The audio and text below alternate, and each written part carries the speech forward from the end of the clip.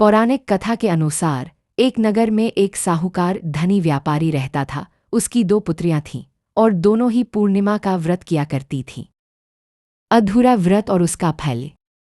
साहूकार की बड़ी पुत्री बहुत श्रद्धा और पूरे विधि विधान से व्रत रखती थी और उसे पूरा करती थी। लेकिन छोटी पुत्री व्रत तो करती थी, पर उसका मन चंचल था। वह नियमों का ठीक से पालन नहीं करती थी और व्रत को बीच में ही अधूरा छोड़ देती थी। दोनों बेटियों का विवाह हो गया। बड़ी बेटी ने विधि विधान से व्रत करना जारी रखा, जिससे उसे स्वस्थ और दीर्घायु संतान की प्राप्ति हुई। दूसरी ओर छोटी बेटी के अधूरे व्रत के कारण जब भी उसे संतान होती, वह जन्म लेते ही मर जाती थी। एक के बाद एक संतान की मृत्यु से वह बहुत दुखी रहने लगी। महात्मा की सलाह।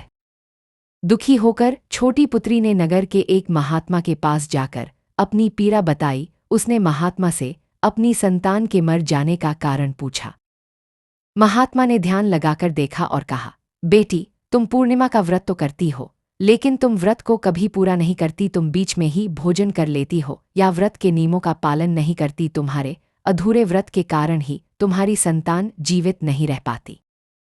महात्मा ने उसे शरद पूर्णिमा का व्रत पूरे विधि विधान और श्रद्धा के साथ करने की सलाह दी। व्रत का चमत्कार। छोटी पुत्री ने महात्मा की सलाह मानकर अगली शरद पूर्णिमा पर संकल्प लिया कि वह अब से पूर्णिमा का व्रत पूरे नियम से करेगी। जल्द ही उसे एक पुत्र रत्न की प्राप्ति हुई, लेकिन यह बालक भी जन्म लेते ही मर गया। तब छोटी पुत्री ने एक उपाय सोचा। उसने मृत बालक को एक पीढ़ा लकड़ी का आसन पर लिटा दिया और ऊपर से एक कपड़े से ढक दिया। फिर उसने अपनी बड़ी बहन को अपने घर बुलाया और कहा कि वह उस पीढ़े पर बैठे। जब बड़ी बहन उस पीढ़े पर बैठने जा रही थी तो उसका घाघरा वस्त्र मृत बालक को छू गया। वस्त्र छूते ही वह मृत बालक रोने लगा। छोटी बहन ने तुरंत कपड़ा हटा दिया और बड़ी बहन से कहा, देखो, तुम्हारी किस्मत और तुम्हारे पुण्य के कारण ही यह बालक जीवित हो गया है, ये तो पहले ही मर चुका था। बड़ी बहन को यह जानकर बहुत आश्चर्य हुआ और छोटी बहन को अपने अधूरे व्रत की गलती का एहसास हुआ।